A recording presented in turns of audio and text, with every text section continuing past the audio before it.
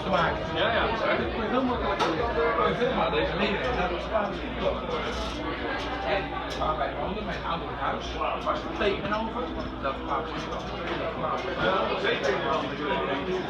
Hey, je hebt twee soorten saté, hè? Twee soorten saté, hè? Ja,